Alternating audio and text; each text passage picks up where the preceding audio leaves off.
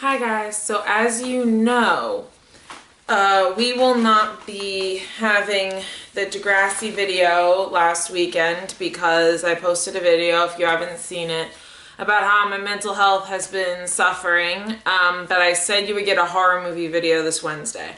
I will be refilming the Degrassi video. In that video, I was a little annoyed about things going on in my personal life, and that transferred onto the video where I'm talking really rude and I'm snappy, and it's not good. So I will be rewriting the points that I made in the other video, and I will just be filming those points in a more lighthearted tone because I'm feeling a lot better.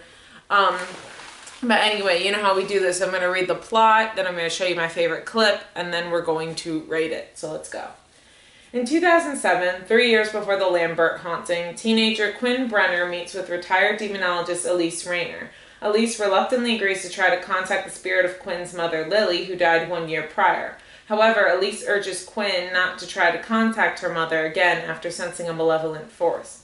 Grace, an elderly woman who lives at Quinn's apartment building and suffers from dementia, says several strange and cryptic things to Quinn, seeming to allude to an unseen spirit. Quinn later attends an audition for a performance arts school. After leaving the audition, she sees a mysterious figure waving to her from the distance on the street. Distracted, she's hit by a car, breaking both of her legs. Now stuck in her home with her father Sean and brother Alex, Quinn begins to experience increasingly disturbing paranormal phenomena, including seeing visions of a dark spirit wearing an oxygen mask known as the Man Who Can't Breathe. Quinn realizes that he's the same figure that caused her accident. Sean runs into Grace's husband, Harry, and learns that Grace has passed away. Sean meets with Elise, who, like him, is also grieving after the death of her husband, Jack, and tries to convince her to help his daughter. Elise declines, stating that her previous visits to the dark spiritual world of the Further made her realize that an evil spirit, a bride in black, is haunting her.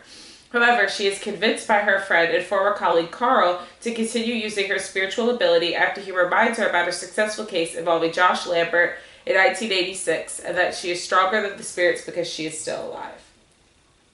Due to Elise's initial refusal, Alex suggests Sean call on alleged demonologists Specs and Tucker, who have built a following on the internet. During their investigation, Quinn becomes briefly possessed by the Man Who Can't Breathe and attacks Sean, Specs, and Tucker. Sean realizes Specs and Tucker are frauds and prepares to kick the duo out until Elise arrives, deducing that the dark spirit's goal is to lure potential victims to the Further so it can eat their life force. Elise decides to enter the spiritual world and enlists Specs and Tucker to help. Elise enters the Further and has a brief fight with the bride in black before she discovers Jack's spirit. Jack begins to encourage Elise to commit unaliving so that they might be reunited. Elise realizes that Jack is actually the Man Who Can't Breathe in disguise and orders it to release Quinn. Quinn appears. Elise and the Man Who Can't Breathe engage in a struggle over Quinn before Elise escapes the Further and realizes that Quinn has to defeat him on her own. Though Quinn is at first at a disadvantage, Elise receives a message from Grace's spirit. Lily had left Quinn a letter to read before she graduated high school, but Quinn never found it. Elise calls out to Lily's spirit to help. Lily suddenly appears in the Further and helps Quinn defeat the Man Who Can't Breathe by inspiring her to stand up for herself and pull off his mask, seemingly suffocating and destroying him. Quinn escapes the Further. Elise gives parting words to the family, including words of encouragement from Lily's spirit. She leaves with Specs and Tucker, and the three agree to form a partnership. Later in her home, Elise's dog barks at an unseen force. Elise cannot see that behind her, a demon with a red face is watching. So, that is the movie. I'll put my favorite clip here.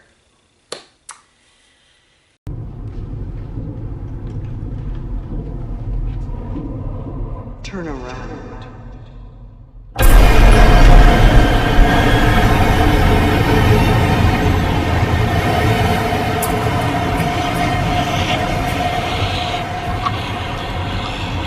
You're strong. This is how you die. Not today, it isn't.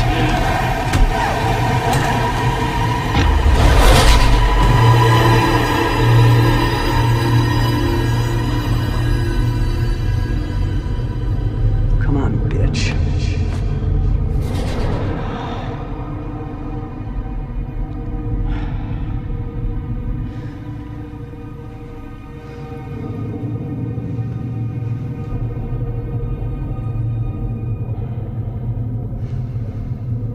Let her go. Do you hear me? Release the girl.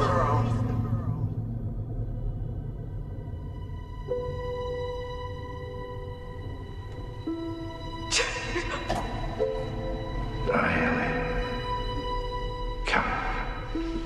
Sit here with me. What are you doing here? Well, I could feel you were here.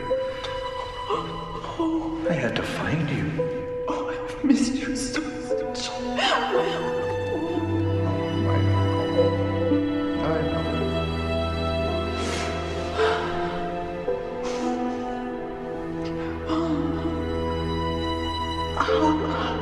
How am I supposed to move on? I never even got to say goodbye. Well, maybe you can move on. I can't exist anywhere without you. So I wanted to ask you to join me here. You'd have to leave your other world behind. Stop breathing in it like I did. Stay with me here. You'll have to do it yourself. I can't help you.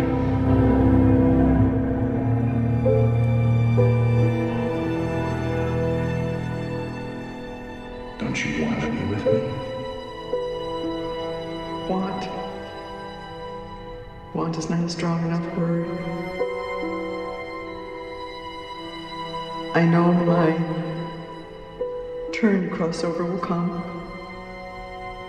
But I know that my Jack would never ask me to do this. Demon.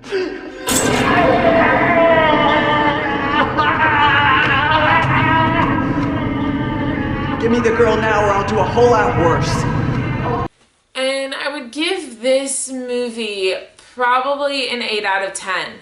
I liked the main character. She was from Disney Channel, so that was interesting to see her. But I give it an 8 out of 10 because I really liked the story. I think it was really good, but I liked the other two a little bit better.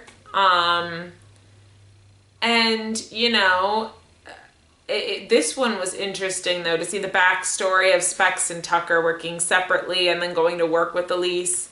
I really liked that aspect of it. I kind of like movies being prequels of other movies. Like Paranormal Activity 2 is the prequel to Paranormal Activity 1, and then Paranormal Activity 3 is the prequel to both.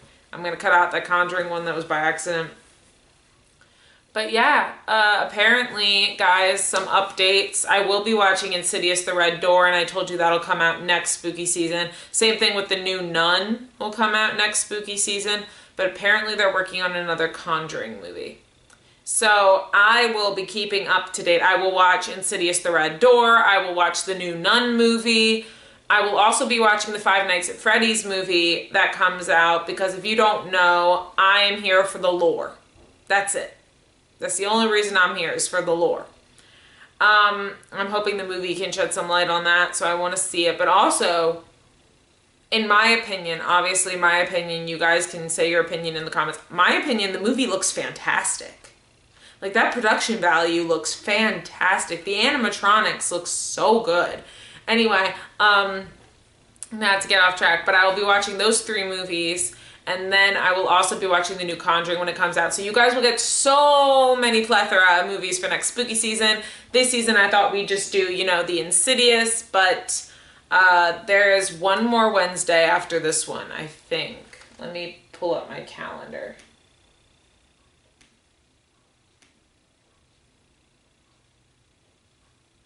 Yes, there's one more Wednesday after this Wednesday. So next Wednesday...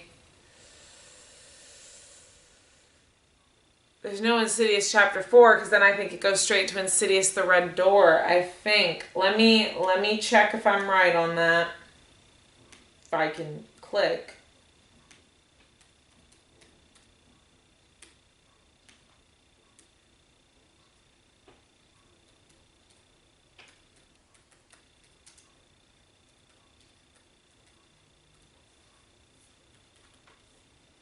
Oh no, it's the Lost Key.